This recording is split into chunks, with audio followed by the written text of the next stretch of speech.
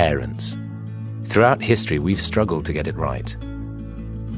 We hope we won't pass on our emotional issues to our kids, and we swear we won't make the same mistakes our parents did. We all have great intentions, but something seems to get in the way. Let's look at what that might be.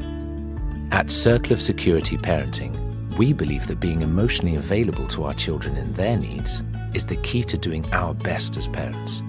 We call emotional availability being with. It means teaching emotional intelligence by being with our children in all their feelings, like sadness, joy, anger, curiosity, pain, frustration, excitement, and so on. Being with children helps them understand, trust, and move on from feelings. And knowing someone is with them in their feelings helps children feel less overwhelmed and more secure. Decades of research backs this up. For parents, some of this comes easily, but other times our children express emotions that make us uncomfortable, so we pull away or try to overrule their feelings, which leaves them on their own. We do this because our children's feelings can trigger strong emotions in us. We think of it like this: our history during childhood of how core people responded to our different emotions creates the background music for how we experience our children's feelings. Let's look at this example.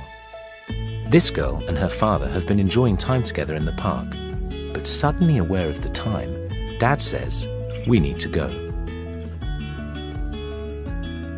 When the girl hears this, she starts crying and gets increasingly angry. All at once, the dad's background music changes.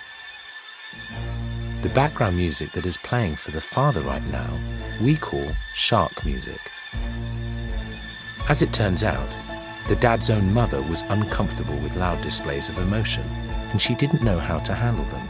So throughout his childhood, she repeatedly told her son it was pathetic to cry, and she never ever asked him about his feelings of sadness or anger. His ability to deal with his daughter's emotion now is greatly affected by the experience with his mother then. Shark music. We're rarely aware it's playing, but it's our past experiences telling us to be afraid of or uncomfortable with a feeling or need that is actually safe. When our shark music limits our ability to respond to these feelings, our children learn to hide or feel ashamed of them. This is a problem because we're teaching our children to fear emotions that are actually both safe and essential in life.